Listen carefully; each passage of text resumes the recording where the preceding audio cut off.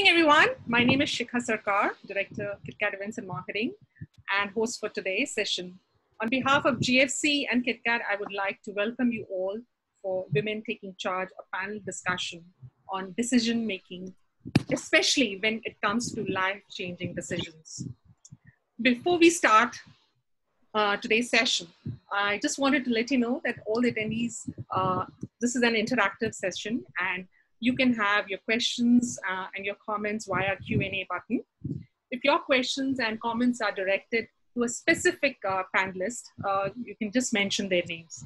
Please note, there is no option for raise a hand, and request all the attendees to be on a speaker mode. It will help you to focus on the person who is talking. And if for any reason you drop out from the session, you can just click back on the link and you'll be able to rejoin the session. We will be staying back for 15 minutes after the session to answer some of the questions that have been posted by the attendees, and we'll make sure all the questions have been answered. Please like our Facebook page, KitKat Events and Marketing, and also join our Facebook group, Women Empowerment Forum, where we actually share a lot of blogs, videos, a lot of inspiring stories related to women entrepreneurs and leaders like us, and also share our all upcoming events and much more. So I will be sharing the link through the chat button. So do like, share, and join. We're absolutely delighted to have 60 amazing women who have joined us today, and hope you've found a comfortable spot in your house. You have a glass of wine and a healthy snack that we have sent to you. Currently, I'm on a glass of water, but I'm cheers to all of you, just to keep myself hydrated through the entire session of today. Neera, you want to click, if you can move out of the session, we can probably do a picture for all of us while cheering it. Do you want to do it now? Or later? We'll do it at the end. Yeah, we'll do it at the end when people comes on. Okay, no problem. It gives me an absolutely immense pleasure to introduce our moderator for today's session, Neera Gupta. She's just not my business partner, but my best friend. She founded Events and Marketing about 6 years ago, and she's been an MC, a TV host, champion networker, marketing guru, animal rights activist.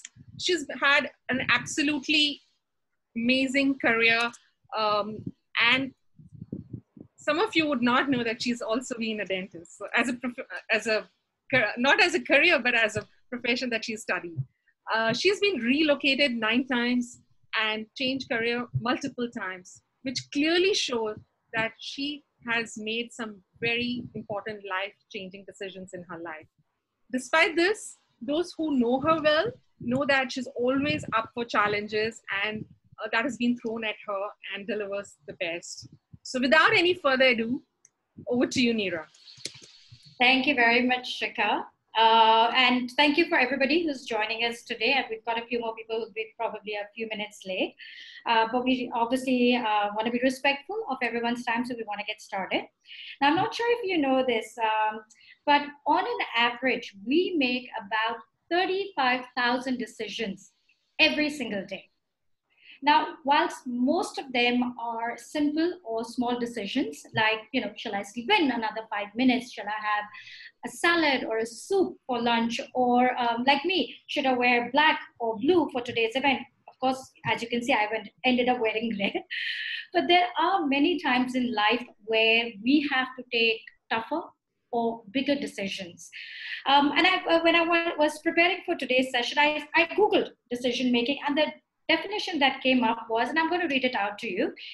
It says decision making is a process of making choices by identifying a decision, gathering information, and assessing alternative resolutions. Now, sounds rather basic, but when you have to do that in real life for important decisions, that's when things start to get rather complicated. Things like your career or relationships, moving countries, all other important matters like that. But today we have with us 3 amazingly brave women who have actually taken tough decisions and come out as winners.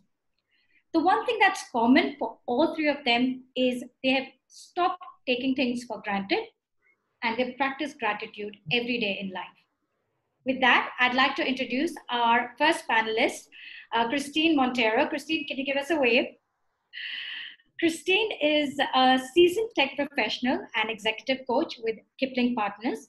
She has coached senior leaders across APAC with a focus on communicating with impact and influential leadership. She believes in facilitating and enabling inner shifts in self-awareness and perception through uncovering a hidden set of available actions and personal choices. Christine, now we know that you've gone through personally years of emotional abuse. And when we spoke to you last time, you'd mentioned that the turning point for you was discovering that you matter. That putting yourself first helped put things in perspective for you. So could you share with the group today, this whole turning point of that inner voice that ultimately led to this self-love and this concept of giving yourself that permission to be free? Firstly, I must thank both Shika and yourself, Neera, for this forum. And what a wonderful way to spend a Friday evening, isn't it? And that too with the lovely wine that came along with it. Yeah, so thanks for this opportunity. I think I have an interesting story for sure. And, when I think about it and I think of, being in a 20-year marriage, which is considered long-term, and, a fair amount of, physical, financial, and I would stress that more, as well as emotional abuse, left me feeling very drained for many years. And I think I put myself and I put my children probably ahead of myself, which I think, I have no regrets about doing. And that's an important thing to do as well. But at some point, I realized that, this is not a way to be. I had arrived at a place where I realized that I was just not giving myself enough, right? And which is an interesting turning point. I think that point, I would like to call it a point of self-awareness. It really a place of deep introspection, to really question my actions, to question all the shoulds in my life. I should be doing this. I should be doing this for someone. I should be, kind of doing this at work, all of those things, questioning all of that and really understanding what was really what were really the choices I was making and who were I making those choices for? Was it myself first as, the person who's in a capacity to take care of my children and, my life ahead of me, or not? And I think I found some very deep, profound answers at that point, which, had me really, spend time, think about it, and then finally take action. So I think that was quite a moment for me, to be honest. And I remember it as clear as yesterday, the moment when I actually took action and made that decision. Which interestingly, and because of the way I arrived at that decision, I've never till today, it's been about 3 years, I've never ever till today even looked back and questioned that decision, even once. Yeah. And I'm happy to say that, that I think what led me to that decision and the thought process and the actions that came around it was something that really went to the depth of me and really kind of had me come from a place of deep self-love, which gave me that sense that, I'm doing the right thing for myself. And this is what I need to do. So having said that, was I scared? Of course, it was a huge life-changing decision. You don't make these decisions overnight. In fact, I would go as far as to say you take years to make this decision. Years and years. So I think that's really where I came from. And interestingly, that was not the only one big decision I made. The second one was, fast on the anvil of the first one. When I decided, after being in a tech career for over 20 years, regional sales solutions, I decided to, really put the pause button on there and take time out to be an entrepreneur, to step out on my own, to build a business for myself and around an area of self-development and coaching. So I went, got myself certified, trained, and then quickly jumped into practice. And, it's interesting, once you've made a decision and you're so clear about things, it's amazing how doors open for you and the right ones do, right? And I want to touch base on a line that is my mantra to, life happening for you and not to you. So I'll probably bring that up later. So here's where I said, I made the decision to take a step ahead. I joined a wonderful firm where we're about 38 coaches on board. It's an old firm, been practicing for a long time. Work with a number of blue chip companies, coaching senior executives, especially in disruptive environments like this. It's been extremely fulfilling soul work, I would say. And on the side as well, coach pro bono women, especially ones who reach out to me. That for me is like, very close to me, very special to me in terms of the work I do there. And I continue to do that. That's something that gives me a different kind of high. So would I go forward and say that, any of the decisions I've made are cast in stone? Definitely no. Simply because I think life is a journey, and, being able to be flexible enough to take the choices and the chances and the directions that you take is really what allows us to build that resilience, rather than, it's the metaphor rather of a tree, right? So if the tree is able to bend and sway with the breeze, it does really well for itself. But if it stands firm, it gets brittle and it's easier to snap. So, so I have no idea what's in front of me. In fact, I do have a certain idea in terms of the next few years, but it's just a beautiful experience. It's exciting. I have, I have other dreams. I have dreams that are larger than the ones I'm doing right now, and who knows where it will take me. Yeah. So, Christine, just going back to, where you said about giving yourself that permission and allowing, but how did you actually, what exactly allowed you to take those decisions? What allowed you internally to give yourself that permission? What was the inner feeling that you had? That's a beautiful question, Neera, and I must say beautifully put and worded as well. I think permission, and that's the word that jumped at me there, right? Because how many times do we allow ourselves the permission to just exist, to accept ourselves, to be in allowance of ourselves, where we are not compromising for the sake of society or family or relationships or whatever, but just acknowledging and standing in our own presence. And I think years where coaching helped me a lot myself, right? So I journeyed through it. I experienced it for myself. I kind of came to a place, and I would use the word vulnerability. And, years where Brené Brown does a lot of fantastic work on it. And anyone hasn't read her books, I think that's a great place to start. I think the first place is just being vulnerable, because what happens in that moment of vulnerability? In that moment, I'm completely in acceptance of myself, my strengths, my weaknesses. It's all me, and I'm all in. In that space of vulnerability, when I start to make a decision, I'm making it from a deep place of acceptance. I'm not making it from a place of where I should be, which is not sustainable. I can tell you it's not sustainable. But when I'm accepting myself and I make a decision from that space, I find a deep pool of courage, which is tremendous. It's something that I don't think you can experience you can probably experience it in a lighter manner as compared to the depth of the reservoir of courage that you experience when you're vulnerable. So I would say it's authentic courage. And then, of course, it's a question of rising from that. In other words, once you make that decision, you keep building. It's like building a wall. You keep adding brick after brick, and you don't look back. You look in front. Feet forward is another mantra. Yeah, that's beautiful. Thanks, Christine, for sharing. And this giving yourself that permission, what you mentioned, and unleashing that courage, that passion, and taking those decisions, and then how things work out for you. That's amazing. That's really beautiful. And with that, I wanted to take this opportunity to welcome our next panelist, who also believes that every single step of her life has brought her to where she is today. So, and that is Vivian McGrath. Vivian, you can give us a wave.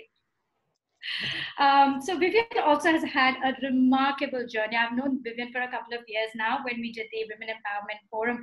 And in fact, in Hong Kong, she's joining us from Hong Kong from a boat. She lives on a boat.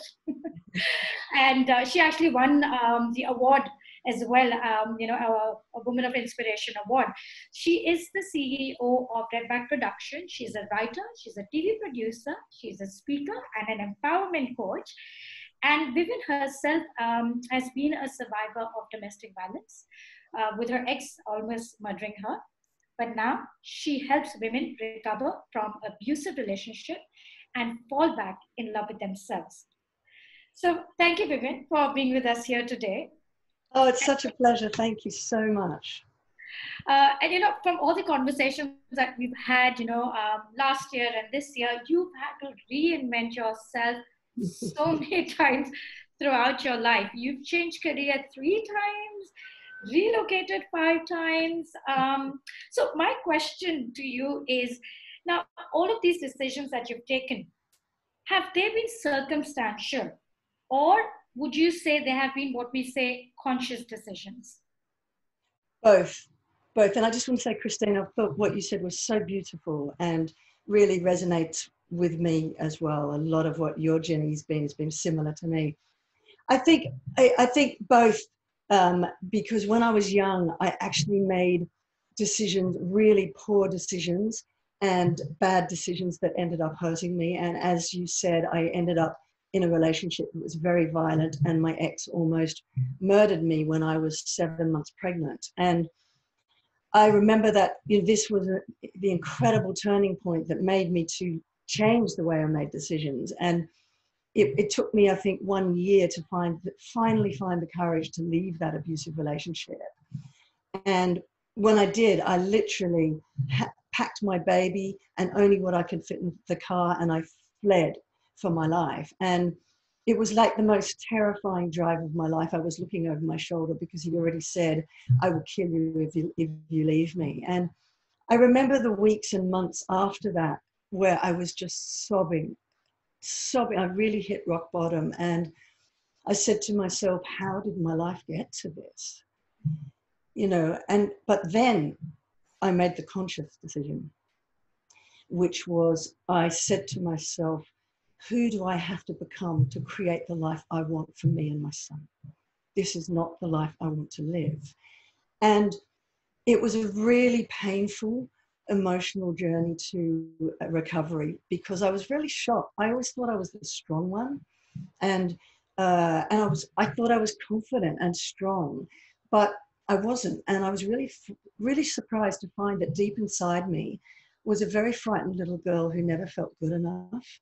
I thought that I somehow deserved the abuse, and all my decisions up until that point were based on the emotional reactions of a frightened little girl who would people please, who would put everybody else's needs above her own and at the expense of my own. And it's quite shocking that today 7 in 10 young girls feel that way as well. That is, I mean, that's shocking. But I mean, Vivian, from everything that you said, obviously you were fearful, right? Fearful initially, of course, for your life, but fearful for everything else that's going to come. How did you manage to let go of that fear? I realized that I couldn't control anyone or anything outside of myself. The more I had tried to control my life, the more uncontrollable it had become. And so I thought, I have to just let that go and trust to the universe that if I just focus on healing me and nurturing that little frightened girl inside me, then if I changed me and changed the way I looked at the world, then everything else would change. So I realized, I discovered that actually I had the power within me all along. And that power was to just feel that well inside of self-love, self-confidence, self-belief, and realize that all those beliefs that I had about myself were just not true, that I wasn't good enough. All of that is, and those self-limiting beliefs and habits and patterns of behavior just get in our own way and block our potential. But once you realize I am good enough, I am worthy, then you make decisions rather than being triggered by external events and what other people say, what other things happen around you. You make all your decisions from a place of empowerment, confidence, and asking yourself, well, it's the difference between reacting emotionally as a little frightened child and stepping into your authentic, most aligned adult self who chooses how you respond to the world. So now I ask myself about everything I do, is that decision good enough for me? Is it going to bring out the best in me? Am I going to bring out the best in the other person? Does it make me laugh? Does it bring me joy? And so it's just changed my life.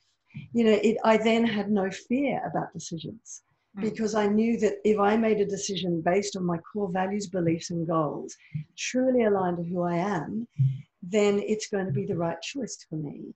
And then all I did was said, okay, well, who do I want to become to create the life I want? So I would set a goal.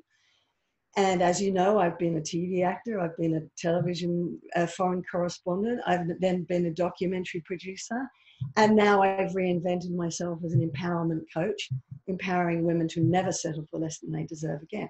And each time I just set the goal, and then I just, as Christine said, take action out of fear. If you break any out, you start with an outcome, break it down into the baby steps, and all you have to do is put one foot in front of the other, as Christine says. Yeah. And just think, well, what's the worst that can happen? I can just make another decision if that's not the right one. Yeah, true. That makes complete sense. Thank you, Vivian, for being so candid and sharing your life story with us. And again, you know, talking about baby steps, what Christine mentioned and you mentioned. Our next panelist for today, you know, she also has a similar story about baby steps. And I always remember what she says. She says, if you want to go from point A to point Z, you first need to plan how to get to point B. So, you know, setting those milestones and, you know, enjoying those wins. So with that, I wanted to introduce my very good friend, Olivia, or Ollie, as we call her. Olivia is the CEO and founder of Vera Asia Private Limited. She's an investor, advisor, mentor, who believes in life is to be led with purpose. Now, she has spent over 2 decades, you know, working in corporate on a very successful career with payments industry, with American Express, and then with Visa. And finally, 2 years ago, she decided to live her lifelong dream of becoming an entrepreneur, and that's when she founded Vera Asia. Now, Ollie and I go back way long. And I remember how long she mulled over this decision of whether to do this or not. So Ollie, I know personally that this was not an easy decision for you, but you formed a technique of your own for this and then for other decisions. So can you share more with everybody else, like how you actually came about this? Thanks, Neera, and hello, everyone. Well, to be honest, I didn't create them on my own, and I think through the coaches and the mentors that I have that have been a very close part of my life, helped me define an approach that works for me. And indeed, Neera, the leap from being a corporate citizen to owning and running your own company is definitely my top 3 biggest decisions I've ever made in my life. It wasn't an easy one, and you were part of my journey. You know, when I talked about, you know, the things that we had to go through, in a list of things that we had to go through before we make that decision and make that big jump, right, into a very different world that is full of uncertainties. But then I also said that if the world is full of uncertainties, it'd be boring, right? And you know, and those will include the decisions that we have to make that impacts us, our relationships we have with our loved ones, because we have to care for them. And I'm also a breadwinner. You know, with the relationships I have with my colleagues, you know, at Visa when I left. And then also then thinking about the new relationships I have to build as part of my new journey that is quite unknown, especially after having worked in an organization for more than 10 years, that's family, right? So how do you replace that? And then the financial aspect of it, of course, was a huge decision that I had to make, and with my then partner, because we shared everything. We had shared responsibilities, and I wanted to make sure that I can still play my part. And then there's the mental component of making the change as well. You know, while a corporate job is never a walk in the park, it has its stress, but running your own business presents itself in a different light. It was, you know, as we were chatting before, I mean, I didn't even think I had to be tech support on my own accountant in the early days.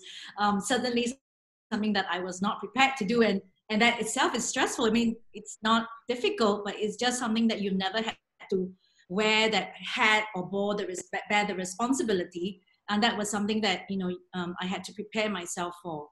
And also the lifestyle changes that have to come with the change, because you no longer have the same level of income as before, and something has got to give, and what are you willing to compromise?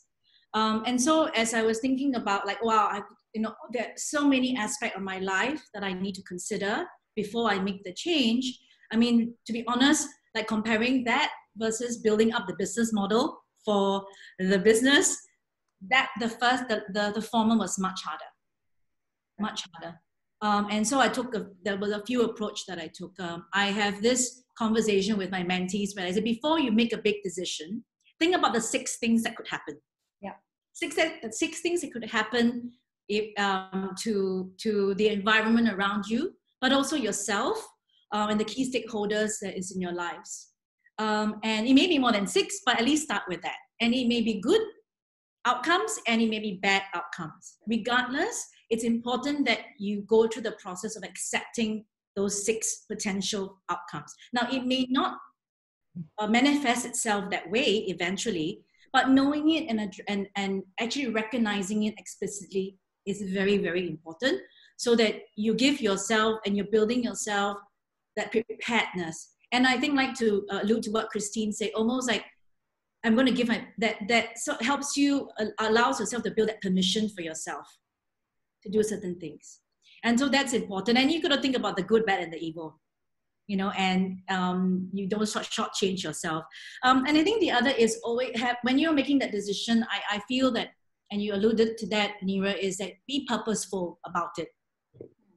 About what, who, not just for myself, but also as a business, think about who my business model is going to be serving. Yeah. And when you build your business around that, it gives you a very clear vision of what your business could potentially evolve to be. So a couple of things as well is just avoid distractions. There can be so many opportunities that can help you, morph your business model and, how you want to run your business as a leader in a startup in different ways, but you've got to really stick with it and then make sure you prioritize those steps. And then, like what you said, to get from A to Z, think about what you need, the steps that you need to go through. Think about the process versus just the end result. Yeah, true. Again, Olivia, what I wanted to ask you is, I love the 6 things, that could happen, and you think about all of these things, good, bad, but how can you still be sure that you've made the right decisions? And I know you talk about distraction, and Shikha and I, we have this all the time in our business as well. There are all these ideas that come from something and we do get, but how do you know that you've made the right decision? And if we haven't, look, again, we are all entrepreneurs, we've made wrong decisions. What if we fail? Like, how do you judge that? What do you do? I think to be honest, there is no right decision. What you're looking for is the best decision at that time. Wow.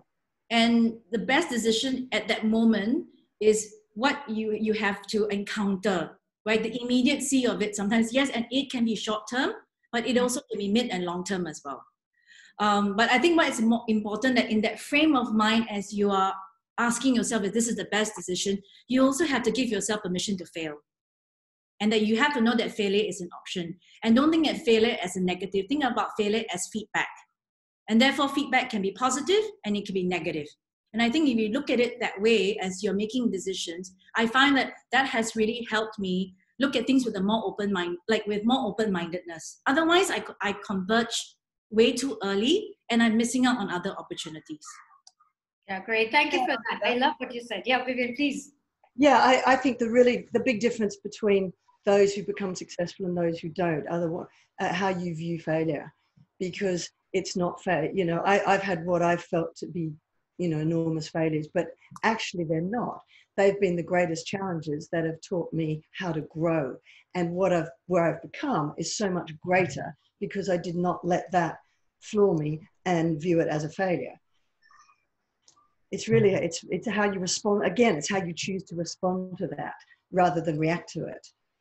That's beautiful, and I wanted to add something to you as well. What you all both said, Ollie and Vivian, as well. And I have a completely different, kind of feeling around failure. In fact, the emotions that you would experience with the failure before, something that is just not something that I experienced today. Simply because I've kind of made friends with failure. In fact, I find that when you fail, there's so many more lessons to whatever you're doing, and lessons that are profound and deep, and things that you won't repeat again. But when you win at something, it's almost like, it's great, you've won with it and you've sailed through it. So I kind of put more, I'm kind of best friends with failure in that sense, because I always know there's a learning opportunity around the corner when I have experienced it. So it's no longer that fear that sits around, that used to be in the past. I agree. Completely. Great, thank you very much. So we've got a few questions coming up from our audiences, but before we just go on to that, I wanted to introduce our fourth panelist. She is not here with us today, but I did want to talk about her, and that is Aradhana Sharma. Unfortunately, and sadly, her father passed away, and thankfully she is with her family in Sydney right now. Of course, that's the reason why she wasn't able to join. But again, because I've had those conversations with her, and she's had such a remarkable journey, in the last 20 years, and there's such important messages from her life. And one of the messages she said that she learned earlier on was making your own mistakes and learning from them. So with her, at the age of 22, she wanted to break out of her comfort zone. She left her conservative home to work in another country with a couple of $100 in her bank account. And since then, how every decision that she's taken has been liberating for her. And again, almost 20 years down the line, what she says, and it always rings with me, is that life would have been so different had she not taken any of those decisions. So it's, again, beautiful journey that she's had, and we're very, very sad, and we pray for strength for her family. And, hopefully she'll be able to join us next time. So with that, I'll just go into the questions we have. Ollie, I'll start with you first. The question we have for you is, how did you get out of the comfort zone of corporate life, and why was change so important for you? Part of my decision was that, I know that I was going to reach a milestone of turning 50 when I decided to quit my job at Visa. And I told myself that if I didn't do it now, when am I going to do it? And, I had to go out there and solicit courage, I'll be honest. Because sometimes I don't know whether I was just making a dumb decision, and whether or not, I would be taking on more than what I could actually absorb, in my own sense. And I think that while the corporate job was wonderful and I've learned a lot of lessons for it, I felt that I could do more. I felt that I could give back more to the community that has been very part of raising me, because, you raise a child with a village. And I feel that having been a corporate citizen and my network of, corporate friends and family, I felt that there was an opportunity for me to leave that comfort zone of a very good, and I loved my corporate role, and doing something different and to serve a purpose for a larger community. Yeah, makes sense. Yes, thank you very much. Vivian, we've got the next question, which is for you. The question is, and of course it requires a very honest answer. How did you manage your finances through these difficult times? Me? Did you ask me? Yes, Vivian. How did you manage your finances through these difficult times? Yeah, it was a very scary time for me when I left that violent relationship, because I had nothing, and I was on government benefits, a single parent benefit. And so it's become very important to me now to have that financial security. The only regret I have, we did invest in property. What I really wish I'd done when I was younger was to invest in shares, to build up a passive income. And I am absolutely obsessed with this. And I literally am buying all these books that are amazing books for my nieces and nephews and our sons, and just saying, do that now while you are young, because if you can build that up while you're young, you know, by the time you get older, you'll have a great passive income and you won't have to worry about it. So that would be my advice to myself if I was younger. I would have invested more. Yeah, right. Christine, how about you? Sorry, I lost track for a moment. So how did you, like, again, you know, you've gone through difficult times. What about finances? How did you manage that? Like, yeah, so I think speaking about finances, this was a very important, I would say, foundational block that I put in place whilst I was building, you know, taking my steps and rather deciding what kind of steps I needed to take ahead. And going back to what Ollie mentioned in terms of, you know, instead of going from A to Z and it seeming like an unachievable goal and, you know, kind of frightening yourself with it, I broke it down into bite-sized pieces in terms of what's the next step from A to B to C to, you know, and built my community, lined up my finances, spent time to really understand what's really happening in there, what's the best way for me to build passive income that comes in on a monthly basis, which really takes care of a lot of things, use my savings in a way in which it earns me an income as opposed to just sitting there, you know, in a marginal manner and making me feel safe. So I think that was an extremely important decision for me, considering that I was going to be, you know, the sole breadwinner for myself and my kids.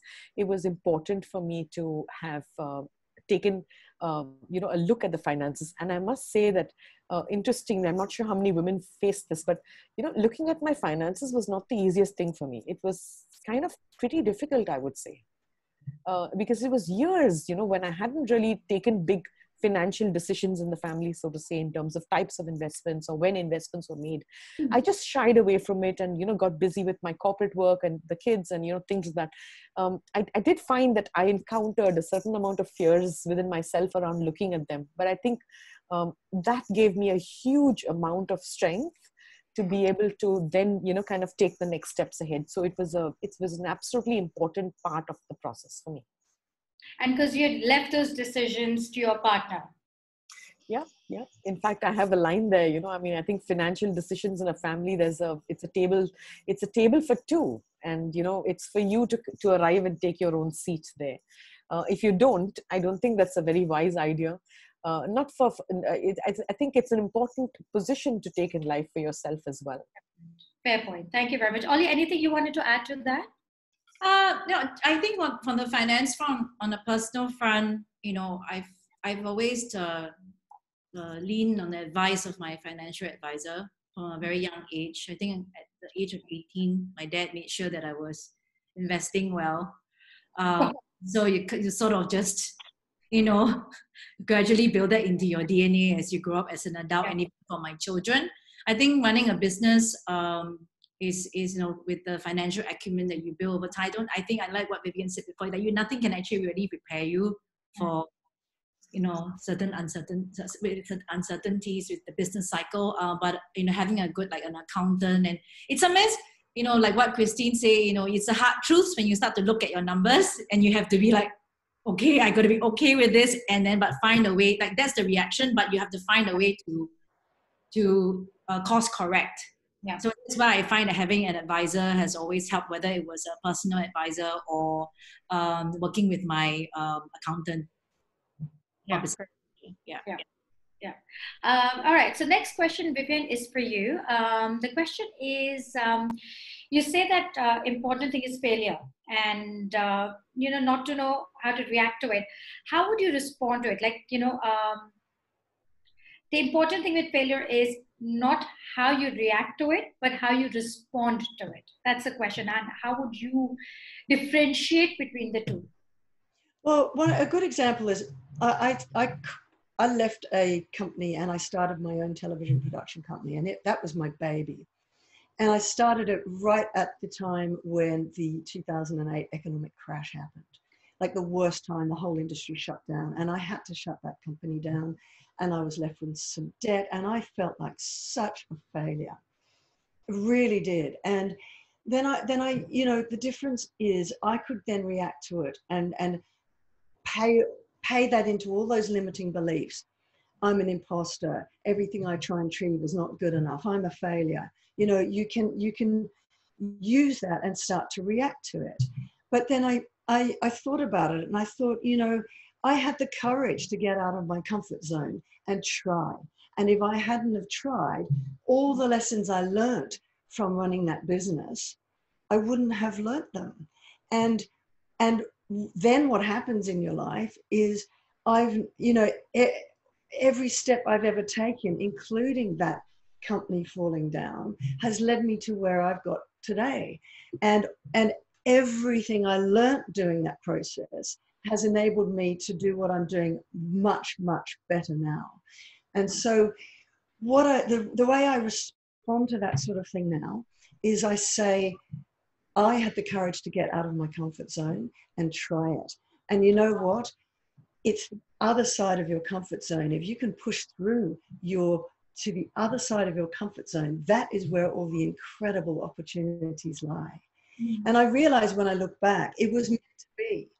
Actually, I'm in the right place now, and I'm doing, you know, reinventing the career. I'm actually doing what I love more than ever.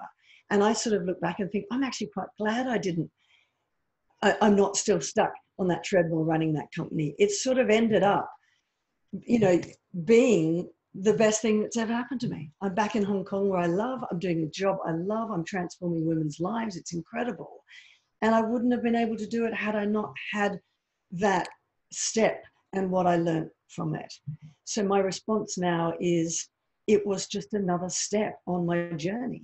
Yeah. And instead of thinking I'm a failure, I look at it as, wow, what a great challenge. And to look at all the stuff I've learned and grown from that. And you are where you are meant to be right now. Got it, yeah. And so Ollie, taking it from failure, how would you define success? And that's a question from one of our audiences. How would you define success, and what is considered success to you now? Okay. To be honest, I mean, when it comes to my entrepreneurial journey, I have not defined it yet. You know, and I'm waiting to see what success looks like. I like to be surprised. But what I'm actually focusing on is the journey itself. And I think there's a question in the Q&A that asked me about, have you missed your steps? I think I missed more steps. So I'll do to that, and I'll bring it back to this. Yeah. I've missed more steps. I have more scrapes and bumps, and I have achievements, you know, in the last 2.5 years running my business. And even in my previous life as well, because I think that's how you learn. And like in the Kelly Clarkson song, that whatever doesn't kill you, make you stronger. So the mentality I have is that, well, I believe that in the experience I've had at least make me feel that I've succeeded in some way or form, big or small, is that I pick myself up when I miss my goals. I get a bit bruised. You know, I cry a bit in the corner. But I always tell myself to learn from this lesson and ensuring that I don't repeat it again. I think that's a really important part of like the growth mentality as well. I recently heard a speaker talk about being anti-fragile. I love that term, and it actually means, you know, in a world where we live in today, it's not just enough to be resilient. It is also important for us to build an anti-fragile mentality where we are stronger. So I think that's something that I have, you know, and I agree with it because it's something that, well, I didn't term it so eloquently as that. I think that that's how I built my mindset over the years. You know, even way back when I was in university, all the way to my corporate career, and now as an entrepreneur, I really lean on that thought. Yeah. Yes, thank you, Ollie. Christine, we have a question for you. So if you're not number savvy or not money savvy, how do you survive? When do you start, and how do you start? Where do you learn? What do you do? I think there are many ways to do it, you know, in the sense that I think the first thing for me was personally was to just get over my fear of handling my finances, to be honest, because I realized that this was one of the most important parts of my journey. If I had to step away and exit a long-term relationship and really, kind of take care of myself and my dependents. It was an important point for me, an important part of my decision. And I needed to, kind of really explore it. So I spent time educating myself. I started to have conversations with friends of mine. And, what was interesting to me, it was such a weird feeling that, this has never been a subject I've ever wanted to talk about. I typically don't. In fact, when I think about it, I go back to my childhood and realize I did develop some kind of a fear with finances and money, which was strange. But me, because my mom never, looked after her own finances, and she kind of left it to my dad, and maybe I just kind of automatically did the same thing. But it took me time to, kind of meet the right people, speak with the banks, speak with investors, speak with financial advisors, and really kind of get a sense of it. I don't think I'm anywhere on the other side of that picture, but I think I'm halfway in that journey, which to me is success. Yeah, makes sense. Thank you so much. So I'm going to quickly ask this question. Yes, Vivian, please. I was just going to jump in on the definition of success from that question before. That for me, the definition of success now is that I'm doing something that I am most aligned to my authentic self, and I get huge joy out of it. It's something that I would do 24/7, even if you didn't pay me, if you like. And even if no one's seen. Yeah. Right. Okay. So quick question, and we'll just go around the room is, whilst we don't want to live our life with regrets, but is there anything that each one of you felt that you could have done differently? Ollie, we'll start with you. Sure, Neera. I think that, if one of the things for me was around getting negative people out of my life. Yeah. And sometimes I recognize it too late, what those toxic relationships can do to me. And it does mentally stress me a lot. And so as I got older, I realized I need to be more selective with people in my life. Not to say that I alienate people, but those who count are those that I want to spend more time with, because I can add value to them and they can add value to my life and create more positive vibes. That is important to keep ourselves sane. Just going through this whole COVID-19 situations, and you talk to a lot of SMEs that I work with, times are bad. So we want to inject and we want to be a positive person in their life, so that we can uplift each other. And I think through life, I've had very toxic people in my life that didn't help me, slowed me down. And as I get older, I understand how to quickly evaluate and assess. Yeah, makes sense. Yeah. Thank you. Vivian? I think getting rid of it, I wish that I had got rid of the imposter syndrome a lot younger, because, I always had this sense that I was always a high achiever and, very successful, and I just never believed it was successful enough. Or, and I think that's the one belief that's taken me the longest to get over. And it just gets in your way. And how many women feel that way? It's just insane. And the other thing is, I think also, and it ties into a question that Pragati is asking about being a strong woman and being aggressive and being perceived as being aggressive. Part of that sort of feeling like an imposter was I wasn't as confident in my ability at work, and I was in an industry where I was bullied. It's a very male-dominated industry. There was a lot of bullies, but I did learn that calm confidence goes a very long way. And if in the face of males or bullies at work, that if they were being, jumping up and down, getting a bit aggressive, if I stayed very calm and confident and assertive, in the face of that, it was obvious who was jumping up and down, being aggressive. And that once I learned to just stand calmly in my ground, and my belief that I wasn't an imposter, was very capable of what I did in my job, then the bullies would just melt away. Yeah, so you can be a strong woman without being aggressive, for sure. And once I learned that, I wish I'd learned that a little bit younger, but Never too late. Thanks, Vivian. Christine. Yeah, I think for me, when you ask that question about, what would I do differently?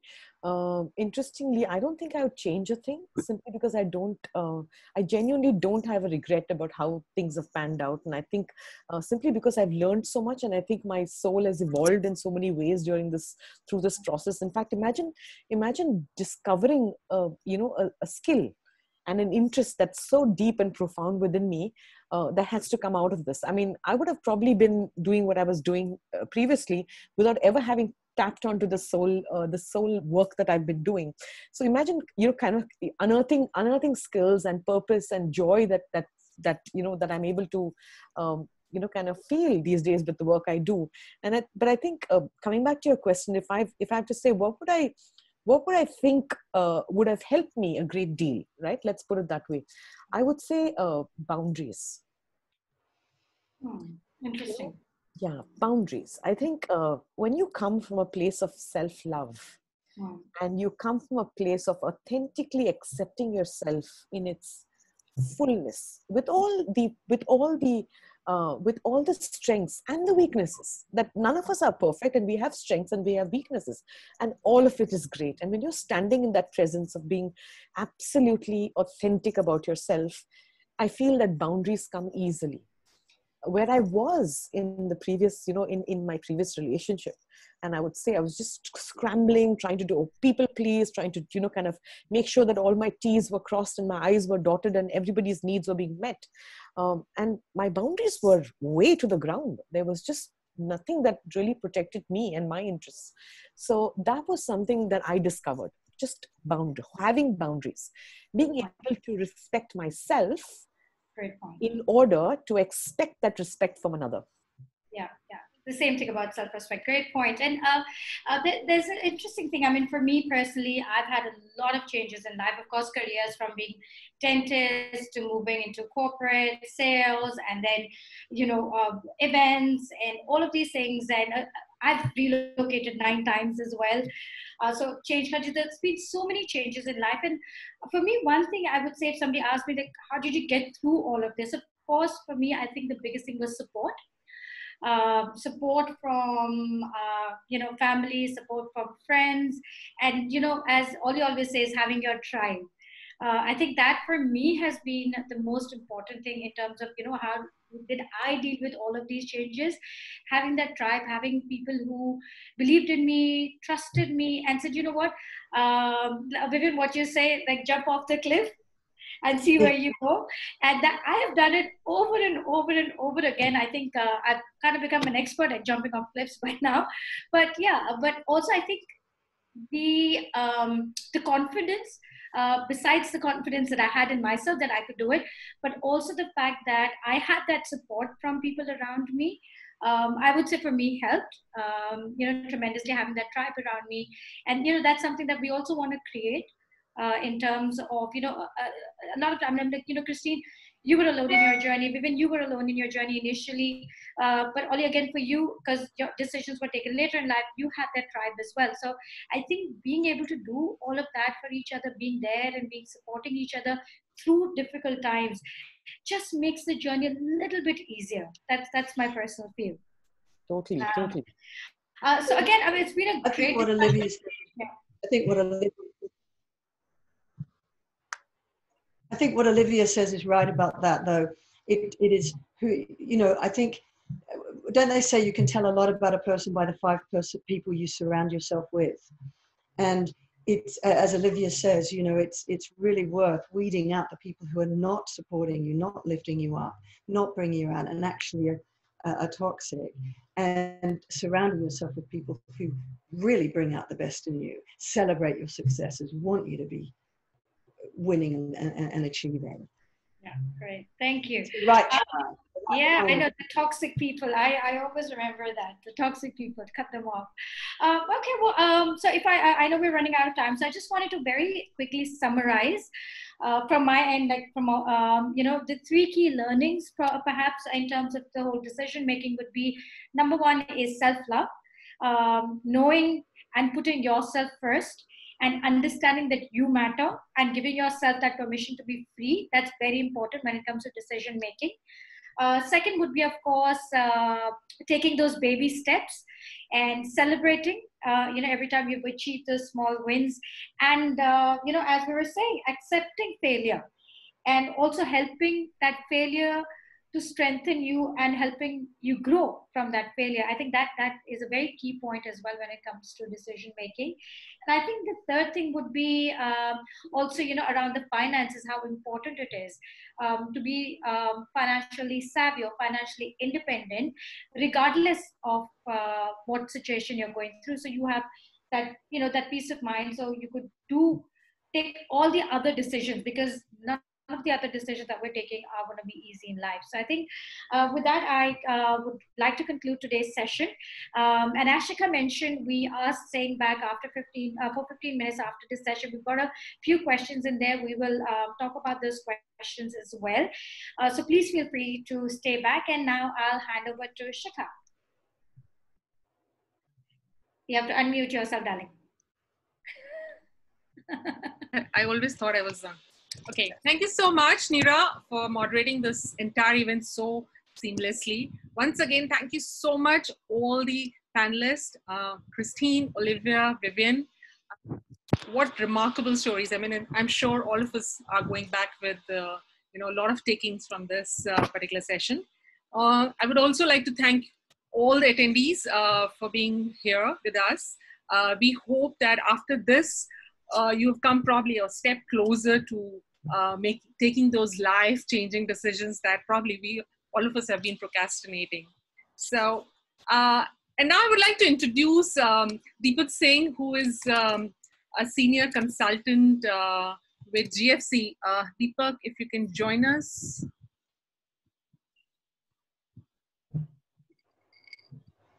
Just a second.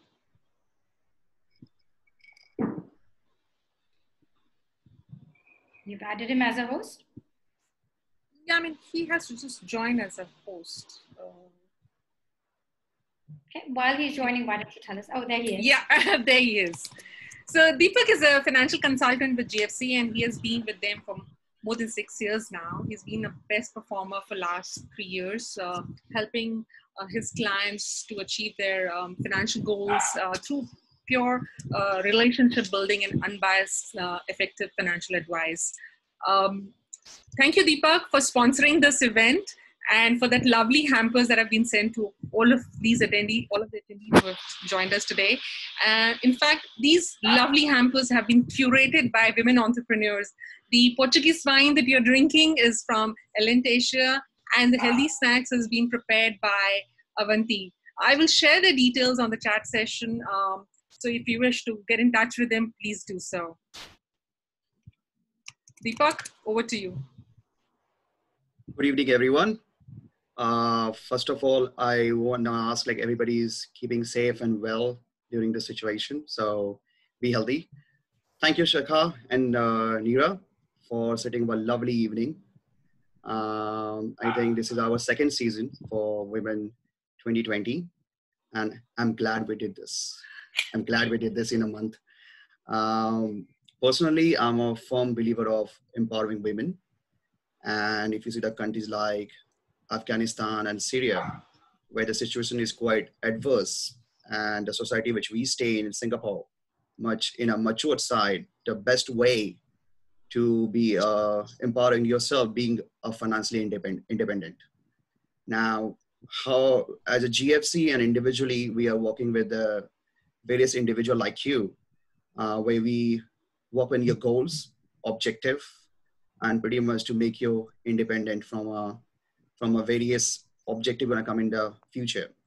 Both Shikha and Neera are my clients, and there are a few attendees who are in this webinar, and I've been working with them from the last 3 to 4 years. So pretty much it's a journey which we are working together, and I'm really proud myself because I've been working with those ladies, being as an entrepreneur and what they're achieving. So great session, which I am gathering the information today. Lastly, I want to say thank you to all the lovely panelists. Great information which you shared and experience. So I think as I won't say, I mean, there was last time when I was sharing all the information, I was there on the whole session and I was the only man, but I was so much feeling proud on that. So great session, ladies. I want to say thank you to all the panelists, attendees, Shikha and Neera. Stay healthy and cheers. Have a good weekend. Cheers. Thank you, everybody, for joining us. And if you wanted to drop out now, that's fine. We really do value your time, and we look forward to seeing you again when we organize something. And just because we're running out of time, I'll just continue with some of the questions that we've got. There's a question, and I think perhaps, Deepak, you can answer that for us. And I think that kind of goes from what Ollie was saying as well. How different is it to manage your personal finances versus company finances? I think all the entrepreneurs sitting down, they can give you answer on that. But for me, is like, you need to hire an accountant to manage your company accounts, and you need to hire a financial advisor to manage your personal finance. I think Christine and Olivia will be a great example that how they have transformed from their being working in a corporate company and now managing their own business. I think I would like to actually ask them the same question and how you are having experience on this. Ollie, do you want to go first? Yeah, I mean, it is, for me, it is very different because I think you need to think about, who are you building your coffers for, right? So from a personal financial perspective, and what I'm building for is for my children, and for my beneficiaries. And so the investments that I make and through the advisors that I work with will allow me to plan much further ahead for my offsprings. So as an example, the day that Nicholas was born and Mitchell was born, I've always had a trust that has been going for them. So by the time they reach 18, they can be financially independent and I can live my life. Yeah. But then it's very different when it comes to corporate finances because you're also dealing with very different key stakeholders. I don't have shareholders. I bootstrap my business, but in the future, when I do have to get investments and working with VCs and external investors, that's a very different ballgame altogether. Managing a P&L is very different from, managing your personal finances. Right. Yeah. Right. There's a question that's come for me. The fact that I've moved around a lot. So the question for me is, how did I manage my finances with all the moves and, just keep up with everywhere? I have to be very honest. I am not a very financially savvy person, or I even calculate incorrectly. Okay, I'm pressing on this and I still get it wrong. Okay, I am able of how bad I am, and that's why I have to be very honest. I do have to leave it to the experts. Thankfully, management. Let's marry an accountant. No, you forgot that step. You forgot that part. That's why you married an accountant. I did, who can do all of that for us. And again, it's been very difficult because we have properties in different countries. We've got bank accounts still in different countries.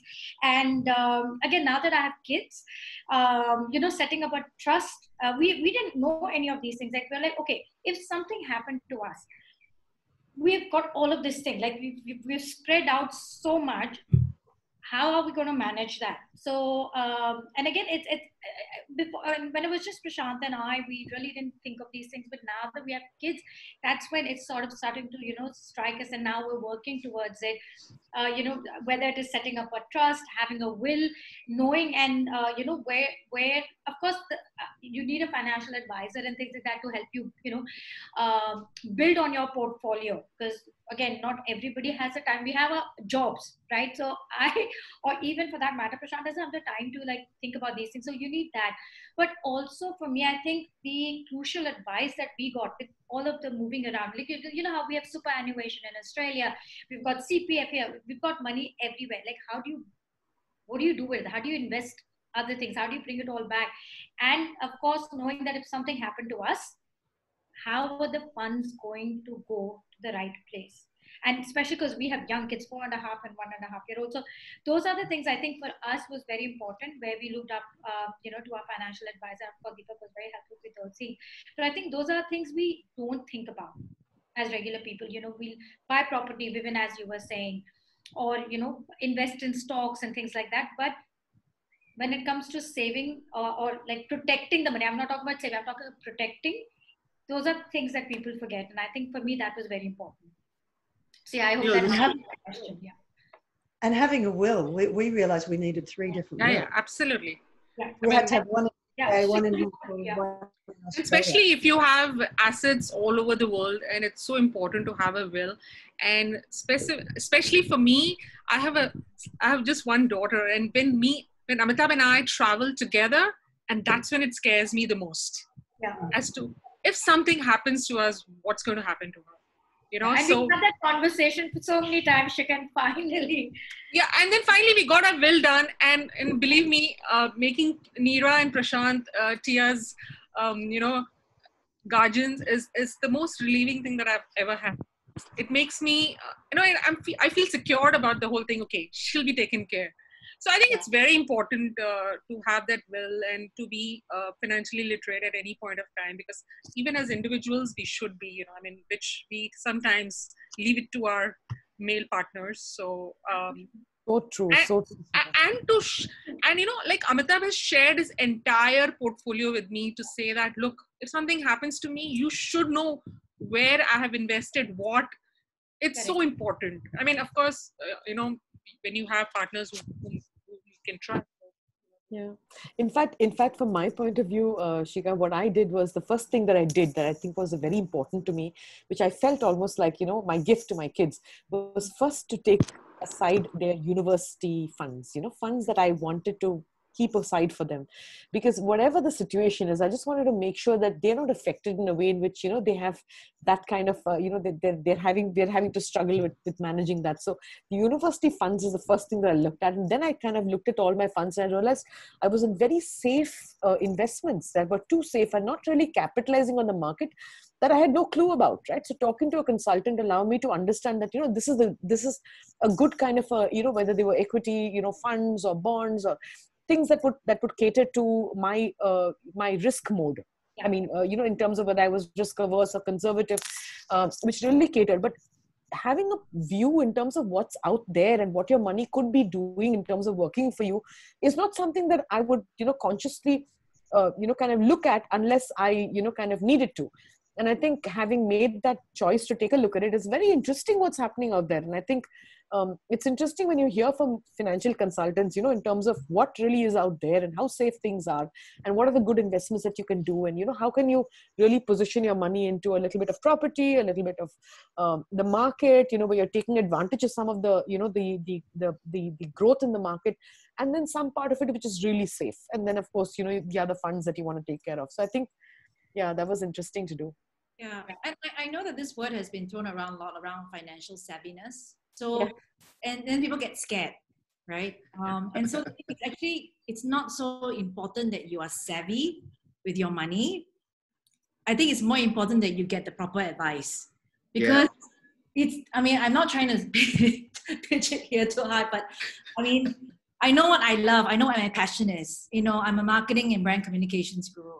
Numbers are great. I need to know my numbers. But when it comes to my personal finances, I'd rather go to an expert. And I really trust the expert more than I trust myself. And I think some of you know that I'm also like I have 5 startups that I've seed funded, right? Those are the more alternative. But that's, to me, it's a very different type of decision for managing my personal finances. I keep that sort of like money to play. And if something exits, yes, right? If it doesn't, it's like walking into a casino, you have to win to lose. So to me, that's not savviness. That's maybe I'm a risk taker in some way, but I definitely will not, I'm not a financially savvy person. I have to give a lot of credit to my financial planners all through the years. And my dad for passing that advice on. Great. Thank you so much, everybody. Deepak, is there anything you'd like to add? No, I think all the conclusion is given by ladies over here. What I normally say to my clients who I've been working with is take ownership. clear your objective and goal, what you want to achieve. As you said, Christine said, there's a lot of platforms and opportunities are outside which you're not aware about this. So we need to evaluate accordingly. And lastly, like you need to work with a trustworthy person, which you want to believe and which you want, they are guiding you the right way. So pretty much all the boxes were ticked by the ladies, what they're saying right now. Let me click a picture before we leave the session. So, you know, I just want a little smiling faces from all of you. Oh, you don't need glasses. So, do up your hair. You want to? I can do this time. You can do a little bit of touch up. And for anybody who wants to leave right now, it's okay. For the participants while we do this. Okay. 1, 2, and 3.